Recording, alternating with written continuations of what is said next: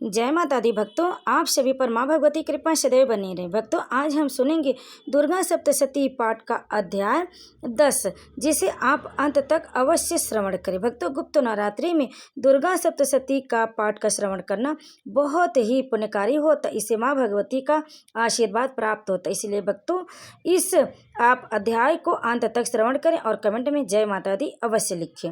तो आइए सुनते। महर्षि मेधा ने कहा, हे राजन, अपने प्यारे भाई को मरा हुआ तथा सेना को नष्ट हुई देखकर क्रोध में भरकर दैत्यराज शुंभ कहने लगा, दुष्ट दुर्गे, तू अहंकार से गर्व मत कर, क्योंकि तू दूसरों के बल पर लड़ रही है। देवी ने कहा, हे दुष्ट, देख ले, मैं अकेली ही हूँ। इस संसार में मेरे सिवा दूसरा कौन है? यह सब मेरी शक्तियाँ हैं। देख, यह सब की सब मुझ में प्रविष्ट हो रही हैं। इसके पश्चात ब्राह्मणी आदि सब देवियाँ उस देवी के शरीर में लीन हो गई और देवी अकेली रह गई। तब देवी ने कहा, मैं अपनी ईश्वर शक्ति से अनेक रूपों में यहाँ उपस्थित हुई हूँ। उन सब रूपों को मैंने समेट लिया। अब अकेली ही यहाँ खड़ी हूँ, तुम भी यहीं ठहरो। महर्षि मेधा ने कहा। तब देवताओं तथा राक्षसों के देखते देखते देवी तथा शुंभ में भयंकर युद्ध होने लगा। अंबिका देवी ने सैकड़ों अस्त्र शस्त्र छोड़े। उधर दैत्यराज ने भी भयंकर अस्त्रों का प्रहार आरंभ कर दिया। देवी के छोड़े हुए सैकड़ों अस्त्रों को दैत्य ने अपने अस्त्रों द्वारा काट डाला। इसी प्रकार शुंभ ने जो अस्त्र छोड़े थे उनको देवी ने अपने भयंकर हुंकार के द्वारा ही काट डाला। दैत्य ने जब सैकड़ों बाढ़ छोड़कर देवी को ढक दिया तो क्रोध में भरकर देवी ने अपने बाढ़ों से उसका धनुष नष्ट कर डाला। धनुष कट जाने पर दैत्येंद्र ने शक्ति चलाई, लेकिन देवी ने उसे भी काट कर फेंक दिया। फिर दैत्येंद्र चमकती हुई ढाल लेकर देवी की ओर दौड़ा, किंतु जब वह देवी के पास पहुंचा तो देवी ने अपने तीक्ष्ण बाणों से उसकी चमकने वाली ढाल को भी काट डाला। फिर दैत्येंद्र का घोड़ा मर गया, रथ टूट गया, सारथी मारा गया। तब वह भयंकर मुद्रण लेकर देवी पर आक्रमण करने के लिए चला, किंतु देवी ने अपने तीक्ष्ण बाणों से उसके मुद्रण को भी काट दिया। इस पर दैत्य ने क्रोध में भरकर देवी की छाती में बड़ी जोर से एक मुक्का मारा। दैत्य ने जब देवी को मुक्का मारा तो देवी ने भी उसकी छाती में जोर से एक थप्पड़ मारा। थप्पड़ खाकर पहले तो दैत्य पृथ्वी पर गिर पड़ा, किंतु तुरंत ही वह उठ खड़ा हुआ। फिर वह देवी को पकड़कर आकाश की ओर उछला और वहां जाकर दोनों में युद्ध होने लगा। वह युद्ध ऋषियों और देवताओं को आश्चर्य में डालने वाला था। देवी आकाश में दैत्य के साथ बहुत देर तक युद्ध करती रही। फिर देवी ने उसे आकाश में घुमाकर पृथ्वी पर गिरा दिया। दुष्ट आत्मा दैत्य पुनः उठकर देवी को मारने के लिए दौड़ा। तब उसको अपनी ओर आता हुआ देखकर देवी ने उसकी छाती विदृढ़ करके उसको पृथ्वी पर पटक दिया। देवी के त्रिशूल से घायल होने पर उस दैत्य के प्राण पखेरु उड़ गए और उसके मरने पर समुद्र, द्वीप, पर्वत और पृथ्वी सब कांपने लग गए। तदंतर उस दुष्ट आत्मा के मरने से संपूर्ण जगत प्रसन्न व स्वस्थ हो गया तथा आकाश निर्मल हो गया। पहले जो उत्पात सूचक मेघ और उल्कापात होते थे वह सब शांत हो गए। उसके मारे जाने पर नदियां अपने ठीक मार्ग से बहने लगी। संपूर्ण देवताओं का हृदय हर्ष से भर गया और गंधर्वियाँ सुंदर गान गाने लगी। गंधर्व बाजे बजाने लगे और अप्सराएं नाचने लगी। पवित्र वायु बहने लगी। सूर्य की कांति स्वच्छ हो गई। यज्ञशालाओं की बुझी हुई अग्नि अपने आप प्रज्वलित हो उठी तथा चारों दिशाओं में शांति फैल गई। जय माता दी भक्तों, अब आइए सुनते दुर्गा सप्तशती पाठ का अध्याय 11। इस अध्याय में देवताओं द्वारा देवी की स्तुति तथा देवी द्वारा देवताओं को वरदान।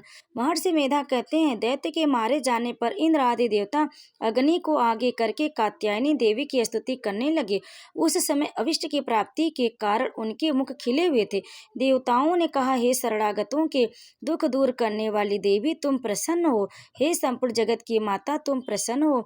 विंध्येश्वरी, तुम विश्व की रक्षा करो, क्योंकि तुम इस चर और अचर की ईश्वरी हो। हे देवी, संपूर्ण जगत की आधार रूप हो, क्योंकि तुम पृथ्वी रूप में स्थित हो और अत्यंत महापराक्रम वाली देवी हो। तुम विष्णु की शक्ति हो और विश्व की बीज परम माया हो और तुमने ही इस संपूर्ण जगत को मोहित कर रखा। तुम्हारे प्रसन्न होने पर ही यह पृथ्वी मोक्ष को प्राप्त होती। हे देवी, संपूर्ण विद्याएं तुम्हारे ही भिन्न भिन्न स्वरूप है।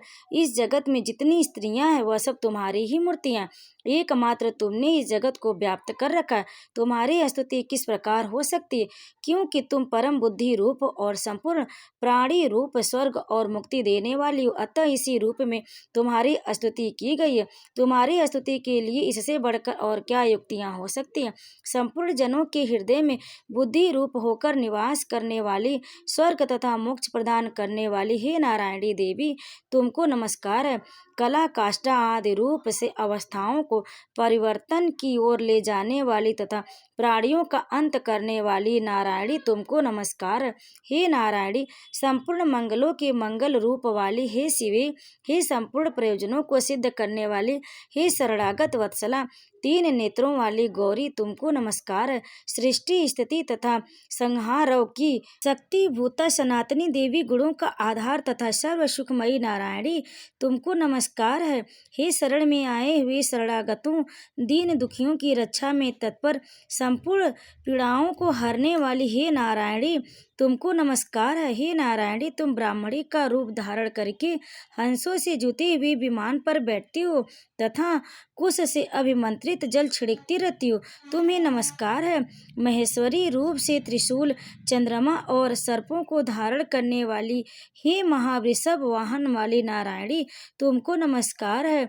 मोरों तथा मुकुटों से घिरी रहने वाली महाशक्ति को धारण करने वाली, हे कौमारी रूप धारणी निष्पाप नारायणी, तुम्हें नमस्कार है। हे शंख चक्र गदा फर श्रांग धनुष रूप आयुधों को धारण करने वाली वैष्णवी शक्ति रूपा नारायणी, तुम हम पर प्रसन्न हो, तुम्हें नमस्कार है। हे दांतों पर पृथ्वी धारण करने वाली वराह रूपणी कल्याणमयी नारायणी, तुम्हें नमस्कार है। हे उग्र नृसिंह रूप में दैत्यों को मारने वाली, त्रिभुवन की रक्षा में संलग्न रहने वाली नारायणी, तुम्हें नमस्कार है। हे मस्तक पर किरीट और हाथ में महावज्र धारण करने वाली, सहस्त्र नेत्रों के कारण उज्ज्वल वृतासुर के प्राण हरने वाली इंद्रिय शक्ति, हे नारायणी, तुम्हें नमस्कार है। हे शिवदूती स्वरूप से दैत्यों के महामद को नष्ट करने वाली, हे घोर रूप वाली, हे महाशब्द वाली, हे नारायणी, तुम्हें नमस्कार है। दाढ़ों के कारण विकराल रूप वाली, मुंडमाला से विशोभित मुंड मर्दनी चामुंडा रूपा नारायणी, तुम्हें नमस्कार है। हे लक्ष्मी, लज्जा, महाविद्या, श्रद्धा, पुष्टि, स्वधा, ध्रुवा, महारात्रि तथा महाविद्या रूपा नारायणी, तुमको नमस्कार है। हे मेधा, सरस्वती, सर्वोत्कृष्ट ईश्वर रूपणी पार्वती, महाकाली, नियंता तथा ईश्वर रूपणी नारायणी, तुम्हें नमस्कार। हे सर्वस्वरूप सर्वेश्वरी, शक्ति युक्त सर्वशक्ति युक्त देवी, हमारी भय से रक्षा करो, तुम्हें नमस्कार। हे कात्यायनी, तीनों नेत्रों से भूषित यह तेरा सौम्य मुख सब तरह के डरों से हमारी रक्षा करे, तुम्हें नमस्कार है। हे भद्रकाली, ज्वालाओं के समान भयंकर, अति उग्र एवं संपूर्ण असुरों को नष्ट करने वाला तुम्हारा त्रिशूल हमें भयों से बचावे, तुम्हें नमस्कार। हे देवी, जो अपने शब्द से इस जगत को पूरित करके दैत्य के तेज को नष्ट करता है, वह आपका घंटा इस प्रकार हमारी रक्षा करे जैसे कि माता अपने पुत्रों की रक्षा करती है। हे चंडिके, असुरों के रक्त और चर्बी से चर्चित हो आपकी तलवार है, वह हमारा मंगल करे, हम तुमको नमस्कार करते। हे देवी, तुम जब प्रसन्न होती हो तो संपूर्ण रोगों को नष्ट कर देती हो, और जब रुष्ट हो जाती हो तो संपूर्ण वांछित कामनाओं को नष्ट कर देती हो, और जो मनुष्य तुम्हारी शरण में जाते हैं उन पर कभी विपत्ति नहीं आती, बल्कि तुम्हारी शरण में गए हुए मनुष्य दूसरों को आश्रय देने योग्य हो जाते। अनेक रूपों से बहुत प्रकार की मूर्तियों को धारण करके इन धर्मद्रोही असुरों का तुमने संहार किया, वह तुम्हारे सिवा कौन कर सकता है। 14 विद्याएं, 6 शास्त्र और 4 वेद तुम्हारे ही प्रकाश से प्रकाशित हैं, उनमें तुम्हारा ही वर्णन, और जहाँ राक्षस विषैले सर्प शत्रुगण हैं वहाँ और समुद्र के बीच में भी तुम साथ रहकर इस विश्व की रक्षा करती हो। हे विश्वेश्वरी, तुम विश्व का पालन करने वाली विश्व रूपा हो, इसलिए संपूर्ण जगत को धारण करती हो, इसलिए ब्रह्मा विष्णु महेश की भी वंदनीय हो।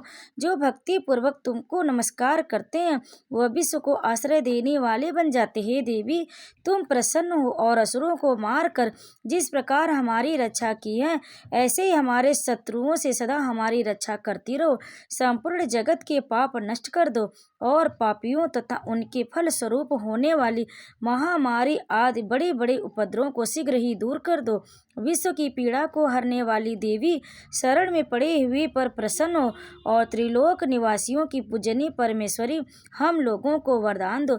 देवी ने कहा, देवताओं, मैं तुमको वर देने को तैयार हूँ। आपकी जैसी इच्छा हो वैसा वर मांग लो, मैं तुमको दूंगी। देवताओं ने कहा, हे सर्वेश्वरी, त्रिलोकी की निवासियों की समस्त पीड़ाओं को तुम इसी प्रकार हरती रहो और हमारे शत्रुओं को इसी प्रकार नष्ट करती रहो। देवी ने कहा, वैवस्वत मनवंतर के 28वें युग में 2 और महाअसुर शुंभ और निशुंभ उत्पन्न होंगे। उस समय मैं नंद गोप के घर में यशोदा के गर्भ से उत्पन्न होकर विंध्याचल पर्वत पर शुंभ और निशुंभ का संहार करूंगी। फिर अत्यंत भयंकर रूप से पृथ्वी पर अवतरित होकर मैं प्रचिति नामक दानवों का नाश करूंगी।